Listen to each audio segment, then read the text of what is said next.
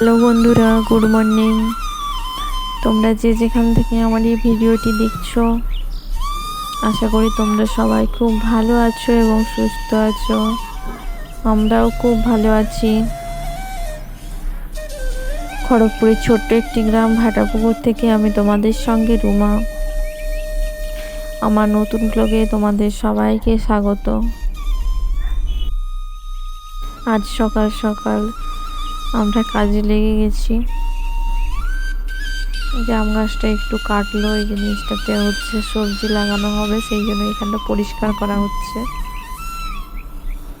তেমন একটা রোদ পড়ে না, সেই জন্য ওই সাইডের আম গাছের ডালগুলো কিছু কাটলো। এই যে তোমাদের দাদা ভাই লাঠি নিয়ে দেখছে কোনখানে কোনখানে রোদ পড়ছে, দাগ করছে লাঠি নিয়ে। যে জায়গাগুলোতে রোদ পড়ছে ওই জায়গায় গাছ লাগানো হবে, অন্য জায়গায় গাছ লাগিয়ে কি লাভ? রোদ না হলে তো গাছ ভালো হবে না, তাই তোমাদের দাদা ভাই দাগ করে দিচ্ছে। আর রোদ না হলে গাছ কি ভালো হয়? রোদ না হলে গাছ ভালো হবে না। আর আমি এই জিনিসটা ঝাঁটিয়ে পরিষ্কার করে নিচ্ছি।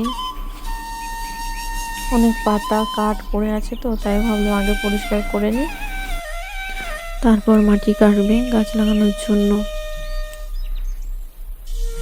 না পরিষ্কার করলে অনেক পাতা কাঠ পড়ে আছে, এইভাবে মাটি কাটলে আবার মাটি কাটার পরে পরিষ্কার করতে হবে, সেই জন্য আগেই ঝাঁটিয়ে পরিষ্কার করে নিচ্ছি, তারপরে মাটি কাটবে।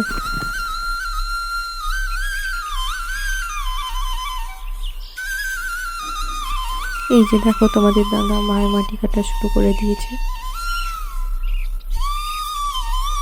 মাটিটা একটু শক্ত আছে, আগের থেকে জল দিয়ে রাখলে একটু নরম হতো। এই জায়গাটা হলো আমাদের বাড়ির পেছনে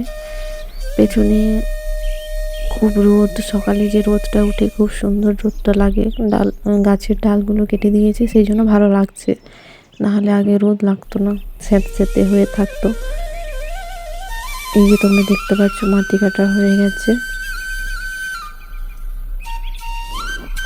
এই গামলাটা খালি পড়েছিল, ভাবলাম এটার মধ্যেও কিছু লাগাবো, সেই জন্য এটার মধ্যে কিছু মাটি দিয়ে দিয়েছি।